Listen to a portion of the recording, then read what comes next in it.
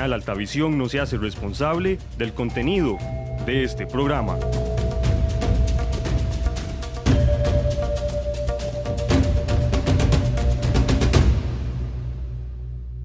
Gracias por sintonizar nuestro programa Hablemos, un espacio en el que analizamos temas del acontecer político, económico y cultural de nuestra región.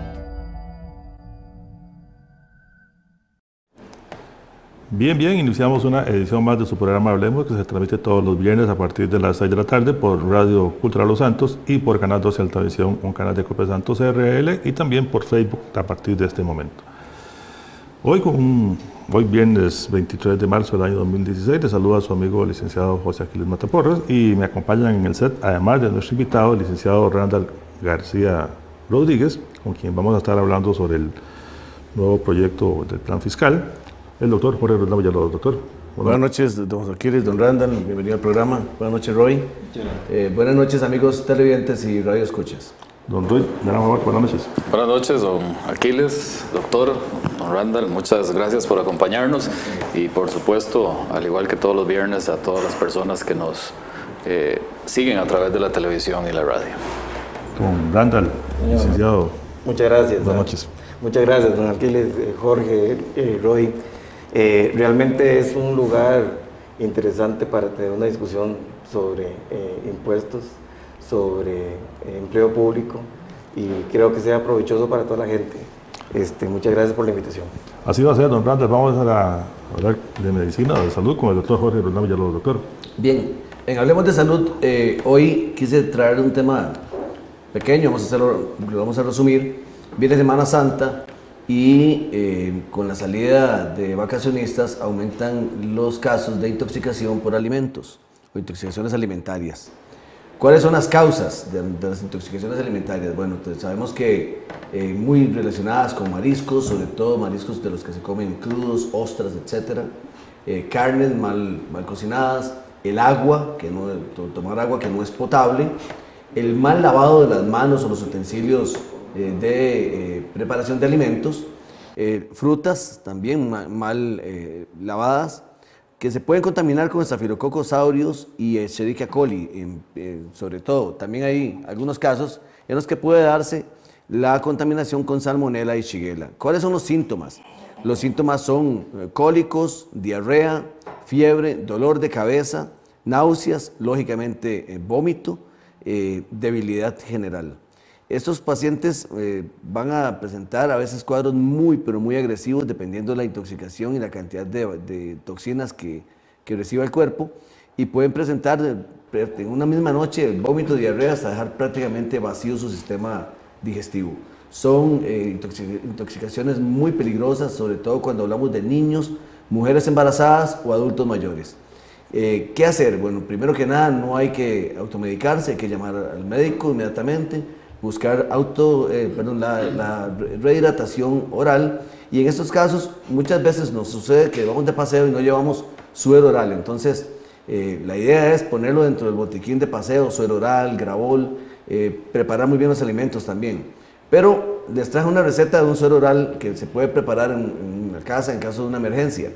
Se utiliza media cucharadita de sal, media cucharadita de bicarbonato, 4 cucharadas de azúcar y 1 litro de agua, y con eso se está preparando una solución de rehidratación oral que puede ayudarle a evitar las deshidrataciones producidas por una intoxicación alimentaria. Muchas gracias, doctor Jorge Roldán Villalobos. Vamos con la nota de la semana, don Roy. Gracias, don José. Esta semana quisiera conversar sobre un temita. El día 20 de marzo del año en curso, en el periódico, en La Gaceta, en el medio oficial La Gaceta, se publicó la obligatoriedad general para el uso de comprobantes electrónicos. ¿Qué quiere decir esto? Pues que ya no solo los profesionales independientes vamos a estar en la obligación de tener comprobantes electrónicos, sino que ya es obligatorio de forma general.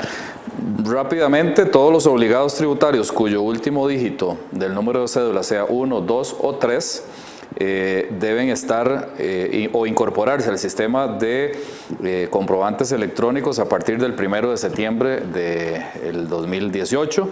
Los que termina la cédula en 4, 5, 6 a partir del 1 de octubre de este año, y 0, 7, 8 y 9 a partir del 1 de noviembre del 2018. Entonces, quedamos informados, ya en este caso tributación directa, con la publicación en la Gaceta del día 20 de marzo lo hace oficial. Es decir, desaparece la factura se llama física y vamos a la factura digital. Bien, el licenciado Randall García Rodríguez es licenciado en Ciencias Políticas. Del año 1994 al año 1998 fue asesor del Ministerio de Planificación Nacional. Del año 2001 al 2010, creo que hay un error ahí, 2001, 2010. Estuve en la Asamblea. Sí, que fue funcionario de la Contraloría General de la República. Sí, del 2001 al 2010. Del 2001 al 2010. Perfecto. Del 2010 al 2013 fue viceministro de Hacienda, encargado de la coordinación de la reforma tributaria, y también fue director de la Intendencia de Transportes, la ARECEP, y actualmente es asesor legislativo en materia fiscal. Lo hemos invitado porque queremos hablar sobre la ley del fortalecimiento de las finanzas públicas, lo que mucha gente le conoce como el paquete tributario, y al cual se le ha dado un trámite de vía rápida en la Asamblea Legislativa, a ver si finalmente este proyecto es o no aprobado. Según la disposición de motivos de la ley en cuestión, dice que el déficit fiscal tiene un antecedente ya hace más de 30 años, pero que se incrementó a partir del año 1987 al año 2008, las consecuencias que ya actualmente conocemos. Es decir, no es un tema ahorita, ni el anterior gobierno, ni de este gobierno, es un tema que viene de vieja data, en honor a la verdad, aunque ahora todo el mundo se rasga las vestiduras diciendo otras cosas. Y esto ya está en la corriente legislativa. Hay sectores que se oponen a este proyecto tal y como está, el sector económico, el sector, los empresarios, también los sindicatos piden que lo quiten, los empresarios dicen que el proyecto es muy light, que no comprende todo lo que debe comprender y que se requiere una reforma tributaria más agresiva. Otros están satisfechos con lo que está planteado. Pero para eso hemos traído hoy aquí a don Randall García, con esta expertise, para que nos hable acerca de este proyecto de ley.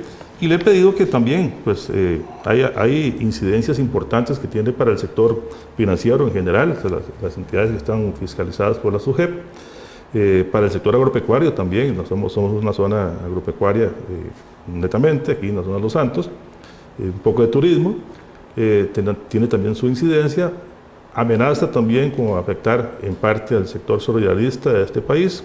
En la zona de Los Santos también y hay varias cooperativas que tienen asociaciones solidaristas, y desde luego al sector cooperativo pues hay una preocupación grande, don Randall, también porque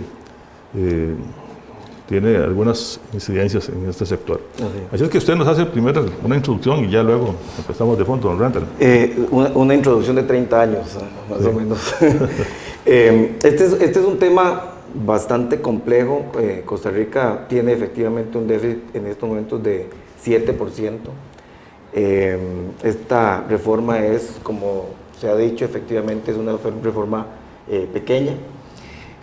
Sin embargo, es una reforma pequeña, pero muy importante por dos razones, especialmente por tres razones, diré yo. Una, incluye varios temas que han estado discutiéndose digamos, en el debate nacional,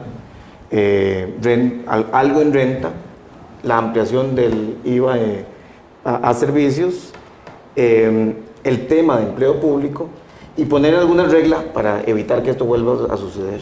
Entonces, digamos, hay cosas importantes que están haciéndose. La otra cosa importante es que por lo menos mandamos una señal a los organismos internacionales y a las calificadoras de riesgo en el mundo para que nos tengan un poquito de paciencia, porque el tema no lo hemos resuelto por 30 años. digamos, se nos complicó bastante después de la crisis del 2008-2009, pero siempre lo hemos tenido. A veces sube, a veces baja, a veces tenemos vacas gordas, a veces tenemos vacas flacas. En la época de la crisis se cayeron los ingresos del Estado en 3% del Producto Interno Bruto. Eso debe ser como unos 500.000 millones de pesos. Eso es mucha plata para efectos tributarios. Y el gasto creció, porque inevitablemente el Estado resuelve lo que la economía no está pudiendo hacer. Entonces, esto por lo menos le manda una buena señal a los organismos y a las calificadoras para poder decir, tengan paciencia con nosotros, denos un poco de tiempo para poder resolver. En palabras castizas, ¿qué es el déficit fiscal? El déficit es una resta entre los ingresos y los gastos. Todo el mundo sabe que uno tiene ingresos en la casa o en la finca y tiene gastos producto del trabajo que tiene que producir. Si los ingresos son mayores a los gastos, hay un superávit. Si son menores a los gastos, tenemos 30 años que gastamos más de lo que producimos. Sí, y en algunos momentos hemos gastado usando deuda. Entonces, incluso hemos empezado, en esta ocasión estamos así, pagando con deuda la deuda que ya tenemos. Lo cual es como si yo comprara el fertilizante todos los meses con la tarjeta de crédito, ¿verdad? O pidiendo un préstamo a la cooperativa. Eso muy bien en los primeros días, pero a lo largo del tiempo se vuelve una carga financiera muy importante para la gente. Bueno, igual es para el Estado. Entonces sí, efectivamente tenemos una tendencia a financiar gasto que no debería de financiarse con endeudamiento. Uno se endeuda para invertir, pero no para gastar en los trabajadores de la finca o en comprar el combustible. Pero el Estado lo ha estado haciendo así en mucho, y yo sé que no gusta de lo que voy a decir, porque Costa Rica tiene una carga tributaria muy baja en relación con lo que pasa en otros países. Y en parte también porque el Estado es bastante ineficiente y no ajusta los gastos conforme la economía. ¿Qué parámetros tenemos para decir que tiene una carga tributaria muy baja? Le pongo dos ejemplos. España tiene, por ejemplo, una carga tributaria de 21%. Entonces, digamos, y nosotros tenemos una carga de 13%. ¿De 3? Del 13%. 13% del producto. Y ahí el promedio en América Latina debe andar ahora por el 18% en carga tributaria, y nosotros estamos todavía en 13%. Incluso Guatemala, que es un país que ha estado con dificultades, tiene una carga tributaria mucho más alta que la nuestra.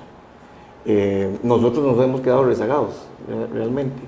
Y claro, porque no hemos resuelto esto por muchísimo tiempo. Bueno, ¿por qué no se ha resuelto? ¿Por falta de acción política? ¿Porque hay grupos de presión que lo impiden?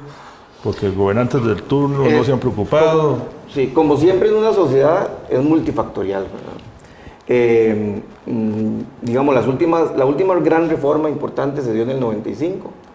Esta reforma hizo algo, pero no lo suficiente. Por ejemplo, no ampliamos el IVA, no creamos el IVA completo. Y después de eso se han hecho intentos, como en la época de Abel Pacheco, que se hizo una comisión mixta con participación de muchísima gente de toda la sociedad. Y en la Asamblea Legislativa iba a tratar a reconstruir hasta la institucionalidad alrededor de los impuestos, y terminó siendo una ley de contingencia chiquitita que subió el impuesto de ventas por un par de años y lo volvieron a bajar. Luego hubo el esfuerzo que hizo la administración Chinchilla Miranda, que en realidad fueron dos, ¿verdad? El proyecto de solidaridad tributaria en el que estuve yo involucrado, que implicaba un aumento en ingresos de 2.5% del PIB, ¿verdad? O sea que la carga hubiera pasado de 13 a 15.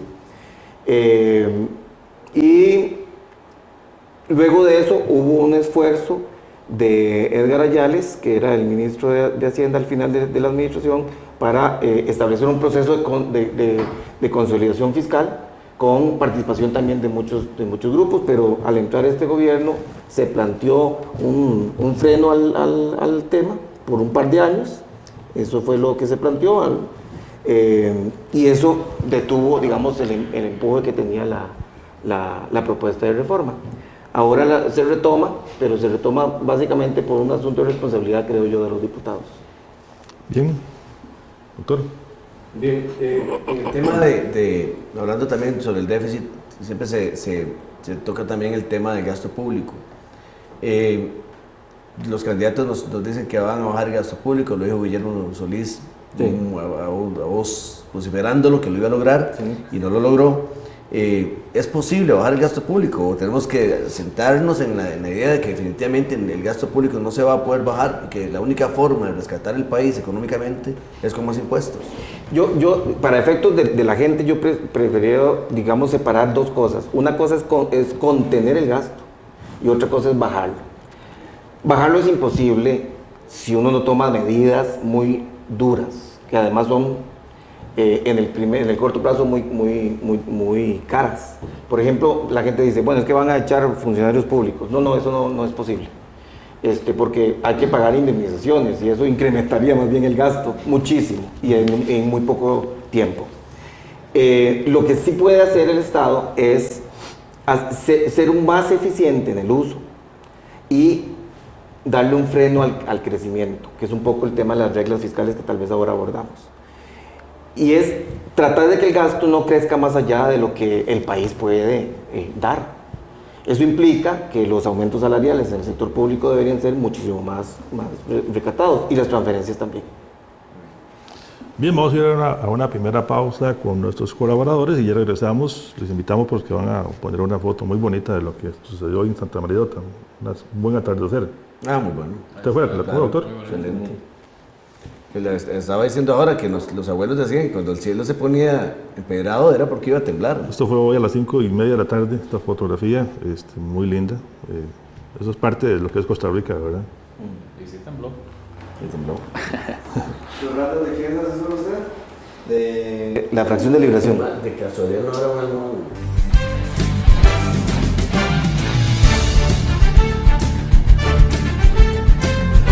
Hola, soy Marco Ureña, los invito a todos los viernes a ver el programa Hablemos, así que los esperamos en sintonía.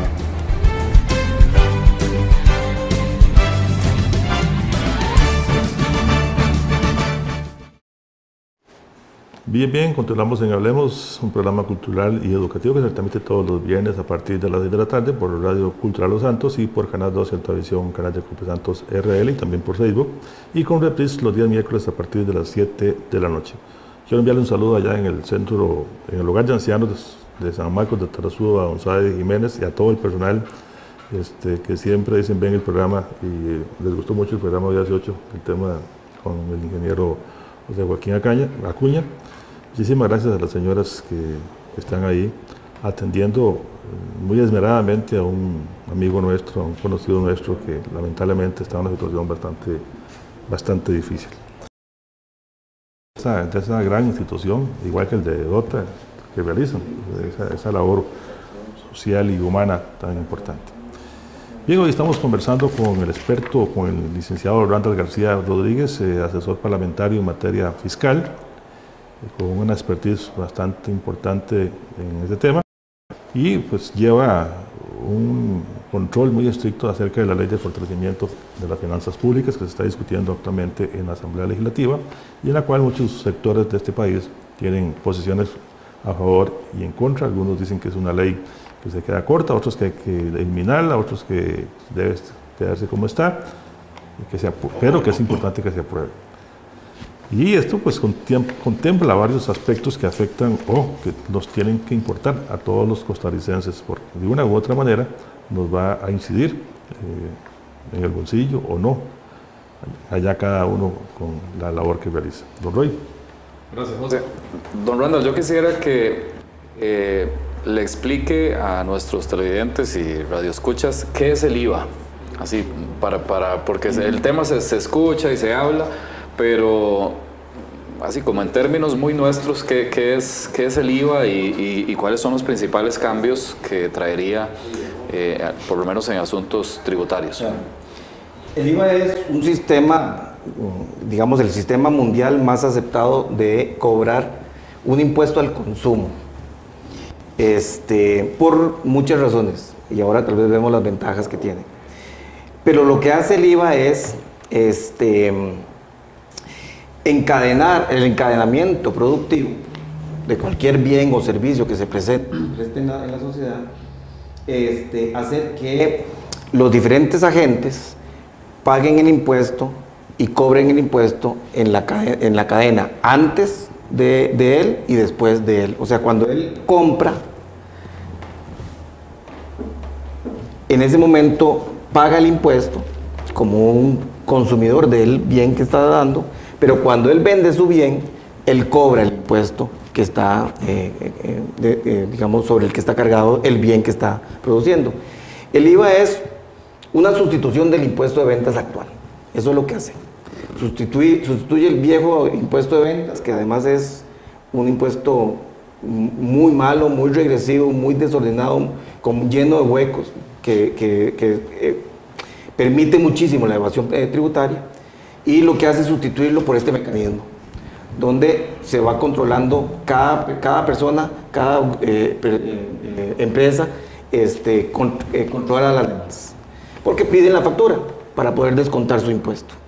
Ahora tal vez podemos detallarlo más, pero eso es lo que hace el impuesto de ventas, el impuesto al valor agregado. Por eso se llama IVA, es un impuesto al valor agregado. Solo que ahora se va a aplicar a más servicios y demás. Sí, lo que pasa en el país es que tenemos este impuesto de ventas, se llama impuesto de ventas, pero el primer artículo de la ley dice impuesto al valor agregado, pero solo en bienes.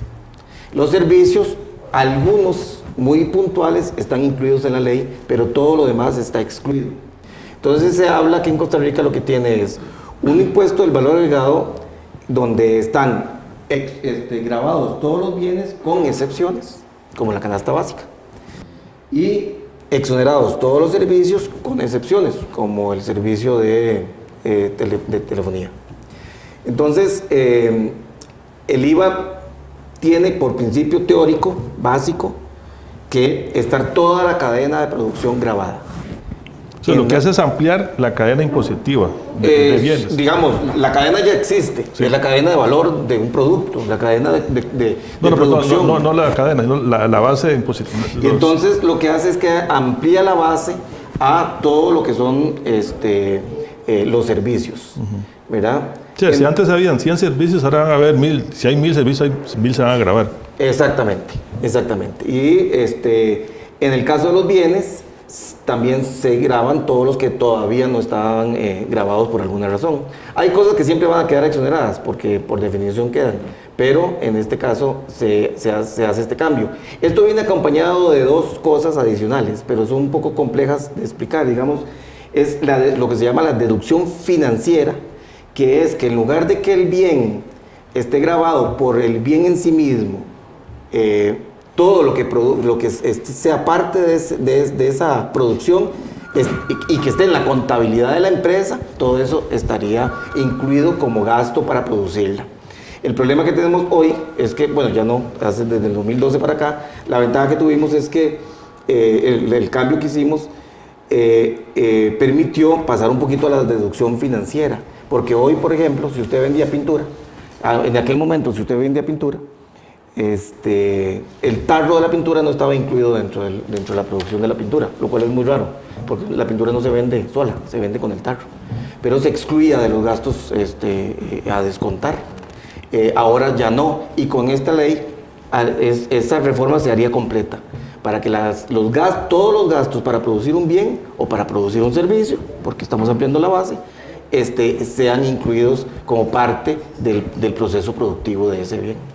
Perdón, rápidamente, ¿qué pasaría con el régimen el simplificado? El régimen simplificado se mantiene, ¿verdad? Solo que le hacen una serie de cambios, hay un capítulo completo en el caso del IVA, que se hace, digamos, una reconstrucción de ese... ¿Los porcentajes van a cambiar?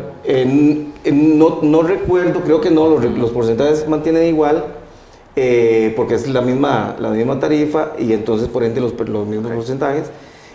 Lo que cambia es la forma en que se gestiona. Okay, perfecto. Aquí dice la ley, dice el artículo 12, que la base imponible de ventas de bienes. Sí. Dice, en la venta de bienes el impuesto se determina sobre el precio neto de venta, Sí. que incluye para estos efectos el monto de los tributos y gravámenes de cualquier clase que recaigan sobre tales bienes. Sí.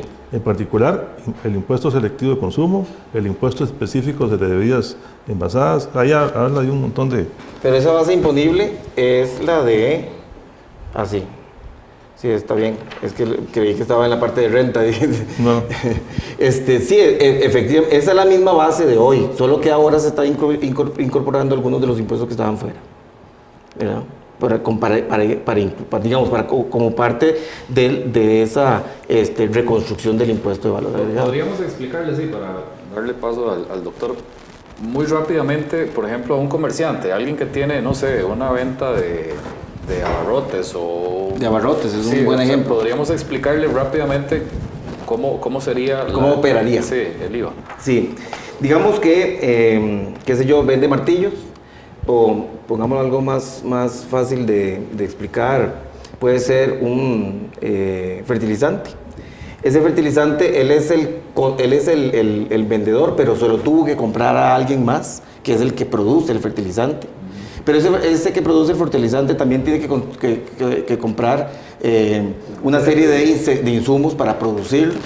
Entre esos insumos están los servicios, por ejemplo, qué sé yo, el servicio de transporte o el servicio de abogado. Y entonces lo que hace el mecanismo es que el consumidor final, el que va al depósito o a la tienda, al almacén de abarrotes, lo que hace es paga el precio del bien con todo y su impuesto, recibe una factura, pero eso que es un débito para el dueño de los abarrotes, él lo utiliza como, digamos, como el ingreso que tiene, que no es de él, obviamente es de tributación, y le resta todos los impuestos que ha tenido en la cadena. Obviamente no son los porcentajes, sino que lo que se resta es los montos, ¿verdad? Entonces, por ejemplo, si yo tengo un producto que vale 1.000 y atrás tuve dos insumos, uno que costó 100 y otro que costó 200, el 13% de cada uno de esos, qué sé yo, en el caso de los 100 son los 13.000 y en los 200 serían los 26.000, se suman, y el cobro que hace el de los abarrotes a el consumidor, donde le cobra el 13% de un producto que ya tiene su valor agregado, o sea, su ganancia, esos dos datos se restan. La diferencia se la paga a Hacienda y él cubre todos los costos de los impuestos pagados en la cadena de producción. Entonces lo que hace, él recupera todo. En realidad el impuesto de ventas es para el productor totalmente neutro, ¿verdad? Porque lo que yo recibo de ingresos, de impuesto, lo compenso me ayuda a compensar todos los gastos que tuve en la cadena para atrás para comprar todos los insumos o los bienes que yo utilizo para vender. Bien, vamos a una nueva pausa, me están diciendo, y regresamos ya en un instante para continuar con este tema hoy, debatiendo acerca de la ley de fortalecimiento de las finanzas públicas que se discute actualmente en la Asamblea Legislativa, y decía que tiene incidencias muy importantes que vamos a ir tratando de profundizar en el poco espacio que nos queda del programa Hablemos. Regresamos en un instante. Soy Monseñor Hugo Barrantes, antiguo párroco de esas sierras de Tarrazú, y quiero invitarlos sinceramente para que no perdamos el programa todos los viernes, al programa Hablemos en Alta Visión. Creo que vamos a disfrutar y aprender mucho.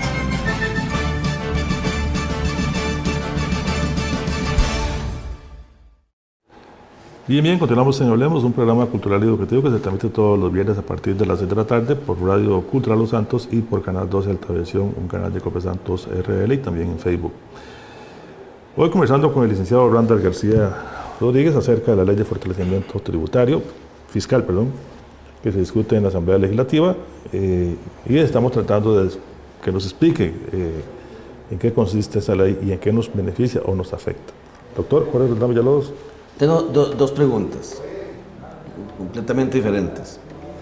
La primera, Luis Guillermo Solís hizo toda una serie de movimientos para tratar de mejorar la recaudación.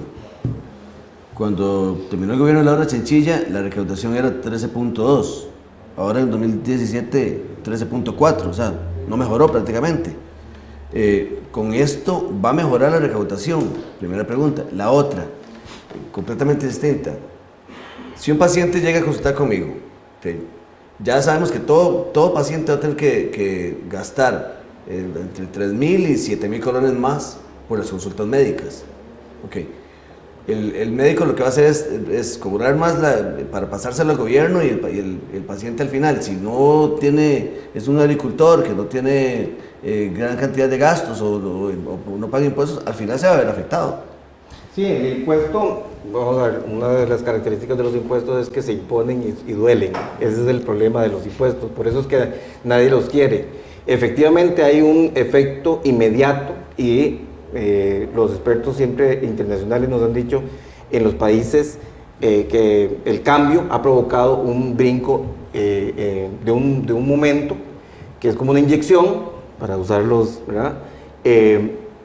Y inmediatamente la economía empieza a ajustarse, o sea, los ingresos, por ejemplo, de un agricultor, por diferentes razones de la economía, empiezan a ajustarse a esa realidad. Porque también hay otros que están pagando más, ¿verdad?, en toda la cadena de producción.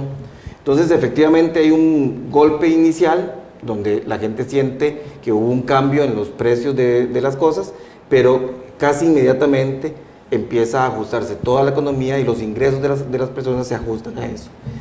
Esto siempre duele, y duele muchísimo, porque efectivamente digamos, alguien tiene que pagar el impuesto, y al pagar y el que lo paga es el que lo va a sentir, efectivamente.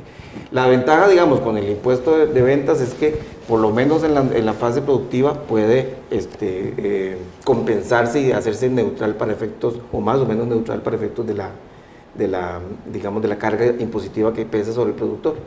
Pero digamos que efectivamente hay un dolor. Y me remito a la primera pregunta. La preocupación que existe con esta reforma es que efectivamente es una reforma pequeña, que da muy poco para poder llenar el vacío. Lo voy a poner en números, perdón, es más fácil para mí entenderlos así, yo creo que también para la gente que vive de eso, ¿sí? El déficit es de un 7% del Producto Interno Bruto, en esto, digamos, para este año. El año pasado terminó en 6.2, crece aproximadamente 0.9 por año, porque el endeudamiento es tan grande que, como hablábamos al principio, pagamos deuda con deuda, y al hacer eso, se vuelve casi incontrolable. Hay disparadores de gasto, como los salarios del sector público, que crecen casi exponencialmente, sin control. Y aunque se hagan todos los esfuerzos de contención, siempre tienen una tendencia a crecer. El tema con eso es que el hueco que hay que llenar es muy grande. Entonces, obviamente los países no pueden llenarlo todo de un solo golpe. O sea, yo no puedo resolver el déficit en una sola reforma tributaria o una sola reforma fiscal completa, sino que probablemente hay que ir haciéndola poco a poco. La propuesta que presentó el gobierno, esta que está discutiéndose en la Asamblea Legislativa, es muy pequeña en realidad. Tiene, hay estimaciones, las estimaciones que hemos hecho nosotros ha sido de 1 punto del Producto Interno Bruto. Frente a un déficit del 7%, estamos descubriendo un 6%. Y eso significará entonces que en el futuro muy inmediato probablemente se va a tener que hablar otra vez de este tema, lo cual es muy grosero. Entonces, el problema es que estamos en estos momentos con el agua hasta el cuello, no solamente en el tema de deuda, sino en la confianza que tiene Costa Rica en el exterior. Y eso tiene un impacto. Hay que hacer algo, definitivamente. Don Randall, dice el licenciado Jorge Hernández, gerente del Banco Nacional de Costa Rica en Frailes, Dice que buenas tardes, consulta a don Randall. ¿En qué afecta a nuestra economía o qué efecto causa el ingreso de los dólares, producto del lavado en especial, a la inflación y el efecto en la misma de lo incautado? Bueno, ya es un tema un poco diferente a lo que estábamos hablando. Efectivamente, los dineros que pueden haber de actividades ilícitas tiene un impacto sobre la economía. Y eso tendrá, digamos, algunas mediciones. Lo que pasa es que es muy difícil de medirlo, porque precisamente está en la clandestinidad, entonces es muy complicado saberlo. Pero los impuestos tendrán efectivamente un impacto en la economía. Para efectos de la economía nuestra aquí en la zona, que es a la que a la gente le interesa, el sector cooperativo. O sea, se dice que hay una encarga a los excedentes que reciben los asociados de una cooperativa, que además de eso también puede afectar a las algunas operaciones financieras. Exactamente. Por ejemplo, para ponerlo claro, digamos, en el sector cooperativo hay que diferenciar a la cooperativa como organización y a los cooperativistas como personas. La cooperativa como organización se mantiene exactamente igual, no hay ninguna afectación. Digamos que sus inversiones financieras podrían verse afectadas porque hay cambios en las tarifas, ¿verdad? Como inversiones financieras. Pero como cooperativa sigue estando exenta, por ejemplo, de renta. Pero las personas sí van a ver un cambio, probablemente no muy grande, pero sí lo van a sentir, que es especialmente en los excedentes, porque estos pasan de pagar hoy un 5% a pagar un 8%. Y lo que son ahorros y títulos, certificados a plazo y cosas de estas, estos pasan de, creo que están en 0 y pasan a 8, o de 5 a 8, no recuerdo exactamente cuál era la situación actual. Solo que esos van a tener un mínimo exento correspondiente a un 25% de un salario base, que es más o menos como 120.000 colones, 125.000 colones, por ahí. Ese es el mínimo. Si yo recibo 120.000 de intereses de un certificado, no tengo... ¿Al año? ¿Al año? Sí. Ah, bueno, no es por mes, es anual. No, sí, es anual. Si yo recibo más de eso, entonces, sobre el excedente, sobre el exceso de ese monto, pago el 8%. Ahora, no es solo en las cooperativas, porque eso sucede igual en todo el sistema bancario. Sí. O sea, sería el mismo efecto que pero en el sector financiero es de todas las inversiones, lo que se llaman las ganancias de capital ¿verdad?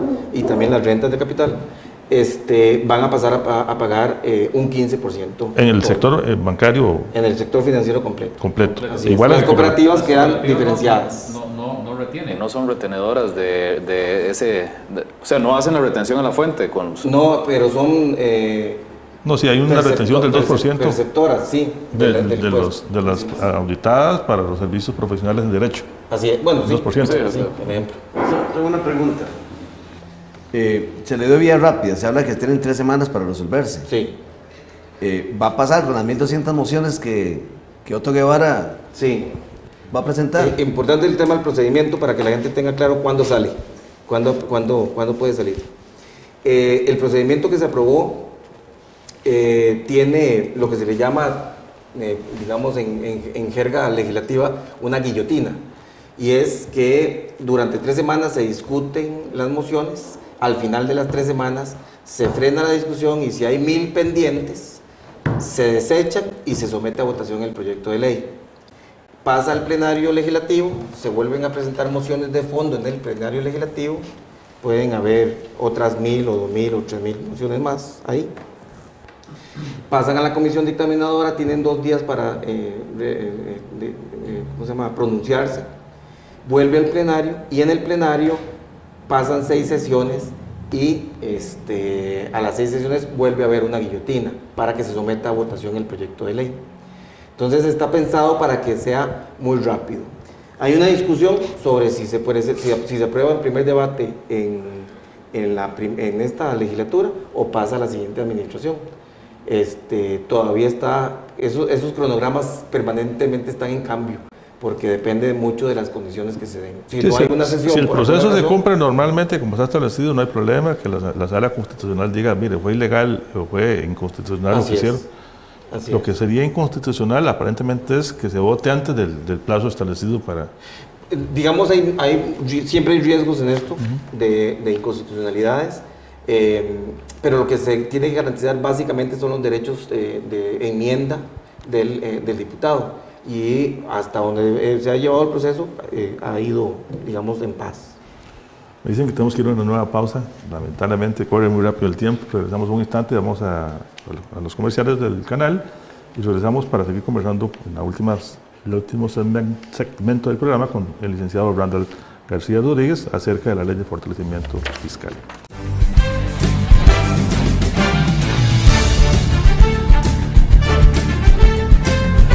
Hola, soy Marco Ureña, los invito a todos los viernes a ver el programa Hablemos, así que los esperamos en sintonía.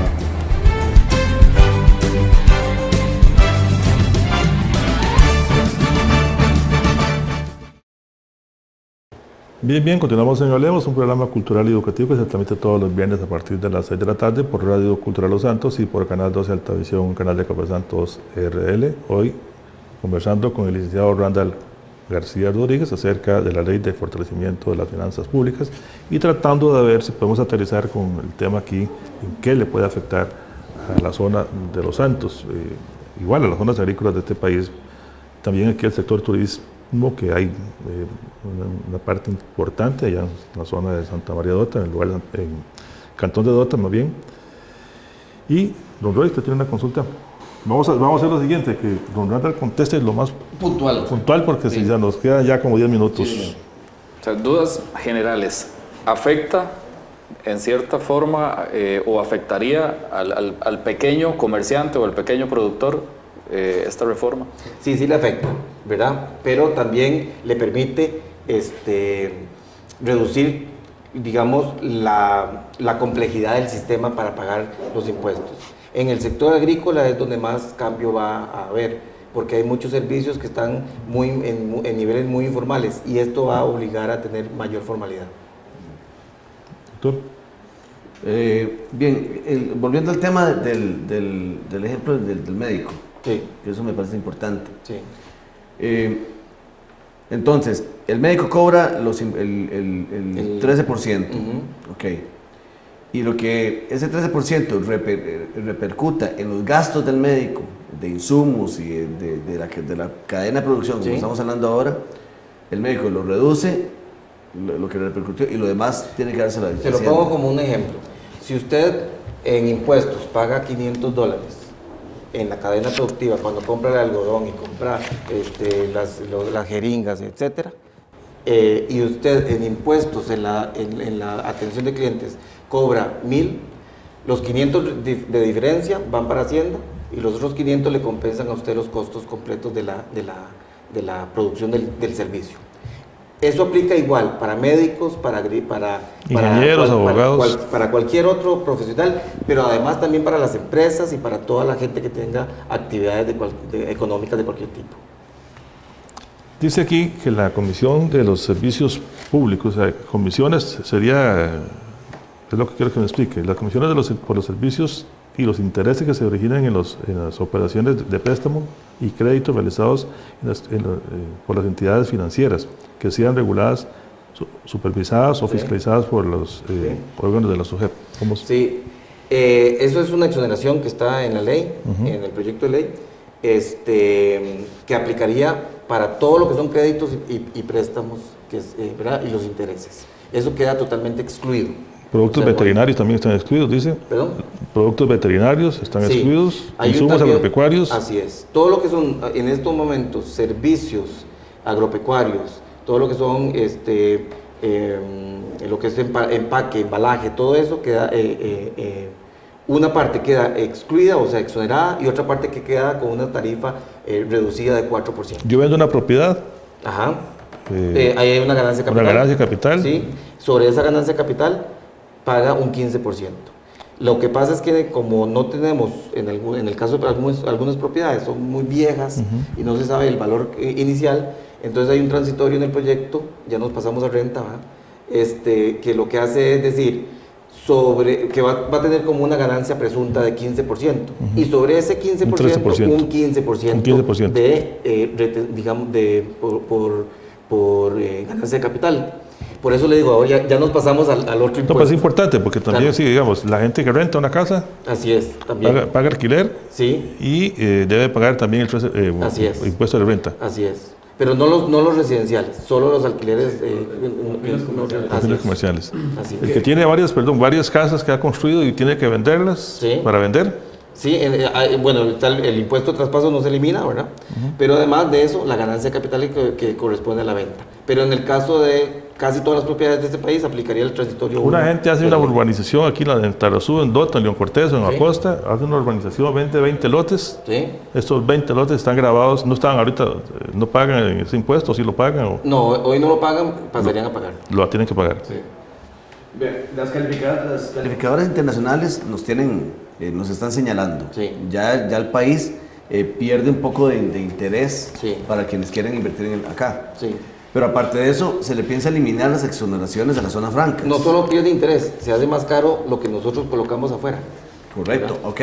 Y ahora, al quitarle la exoneración a las zonas francas, ¿podría también afectar eso? No, la exoneración en zonas francas no está tocando en el proyecto de ley. ¿No está tocando? Está quedando exactamente igual. Porque el financiero salió que supuestamente iban... Sí, porque hubo una propuesta del diputado Tom Solís para quitar alguna de parte de la exoneración que se tiene. Okay. ¿Verdad? Pero no, en estos momentos ni siquiera se está discutiendo ese punto. Don Randall, aquí habla del artículo 10 de ese proyecto, la tarifa. Del 13%, que es la tarifa reducida, tal vez que nos explique. Okay. El impuesto general va a tener una tarifa de 13% para todo, con algunas excepciones que están en la propia ley. Algunas de las excepciones están en el sector agrícola, por ejemplo, para que todo lo que son servicios agrícolas, porque antes no pagaban, ahora van a pagar, pero pagar en lugar de pasar a 13, pasan a 4, para que el golpe no sea tan fuerte. Y algunas otras cosas, permítame para recordarlas bien. Ven, por ejemplo, el empaque y el embalaje, ¿verdad? Que sirve, por ejemplo, como materia prima para producir los bienes, especialmente de canasta básica. Los libros ya no están así, ya los libros en una moción aprobada están... ya no pagan el 4%. Estarían exonerados del todo. Todos los servicios de producción agropecuaria quedarían al 4%. ¿Verdad? Ahí estamos hablando de todo lo que es fertilización, fumigación. Sí, un agricultor va y compra un saco de abono. Sí. Y actualmente paga 100 pesos, por ejemplo. Sí. Y con la nueva ley en vigencia. Va a pasar 104. A 104. Sí. Compra una pala, igual. Exacto. Compra un sacho, igual. Así es. Bueno, la pala probablemente va a pasar a 113, pero lo que son servicios de fumigación le va a costar 104. O sea, se va a encarecer el producto. Hay una afectación directa al agropecuario. Así es. El tema es que la persona va a trasladar eso al siguiente en la cadena. Entonces, ahí es donde empieza el proceso de compensarse. El que produce café, cuando vende el café va a tener que cobrar sobre la cooperativa y ahí va la cadena. Así es. Y entonces, él con eso puede descontar los gastos que hizo en la cadena para producir el café, en el fertilizante que compró a 4%. Sí, lo que usted decía es un tiempo de ajuste. Es un tiempo de ajuste. Donde ya uno se acostumbra a que Esto es como decidir usando lo que hace el doctor, entre ponerse una inyección o soportar una enfermedad crónica. En eso estamos como país. Eso es lo que estamos en estos momentos haciendo. Ya, lamentablemente, todo eso que estamos hablando va a darle al país un 1% del Producto Interno Bruto. Nada más. Nada más. Así es. Ahora, una reforma de esas debió haber sido, el Fondo Monetario nos dijo que debería ser de 3.75% del PIB. Y el año entrante vamos a estar nuevamente en 7%. Más o menos. Yo creo que es importante... Nos quedan 3 minutos. En este tema, que los comerciantes en general entiendan que ese impuesto cobrado no es de ellos. Y romper con esa costumbre, con esa mala costumbre que existe de que la venta va a un solo saco, ¿verdad? A una sola cuenta. Sí. Entonces, a efecto de una buena práctica, una sana práctica, a partir de ahora separar el impuesto, que al fin de cuentas soy yo como cliente el que lo está pagando. Así es el consumidor. Pero acordemos que el consumidor no es solamente la señora que compra el chayote. o el señor, o la cooperativa que compra ¿verdad? Es que ellos también son consumidores de algunos de los productos. Entonces, eso tenemos que tenerlo claro. Si yo soy productor de caña, bueno, para producir la caña necesito algunos insumos. Esos insumos, sobre esos insumos yo soy consumidor y pagaré el impuesto que corresponde. Aquí la buena noticia es para los contadores, ¿verdad? Esa es una buena noticia para los abogados y los contadores. No, sí, porque uno también tiene que trasladar el impuesto, desde luego, o sea, lo tiene que cobrar y trasladarlo. Así es. Pero igual que el médico, igual que el ingeniero, el topógrafo, todos los... Sí, todo lo que son servicios profesionales estarían... Lamentablemente me da la impresión, vamos a ver si espero equivocarme, Sí. que esto podría más bien provocar más competencia desleal. No, porque la cadena de valor, que hemos estado hablando del IVA, por ejemplo, genera una persecución por facturas. Y eso lo que hace es formalizar muchísimo la economía. La competencia desleal se basa muchísimo en la informalidad.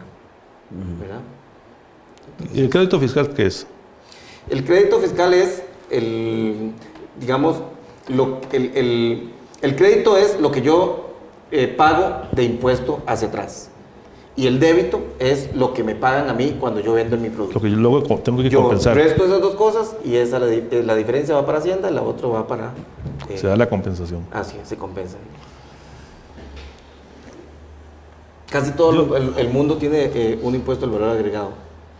Yo siempre he creído que las leyes de lo que es el tema tributario debe ser fácil de calcular y fácil de cobrar. Totalmente de acuerdo. Pero a veces siento como que esta ley también es un poco complicada. O sea, es que en realidad ustedes los técnicos la complican mucho. En realidad, ¿no? Ojalá fuera de eso. Es que las leyes actuales son muy complicadas. Y como nosotros estamos haciendo una reforma completa, integral a la ley, entonces queda con muchos de los problemas de, por ejemplo, lenguaje que se tienen de las leyes viejas de los 80s.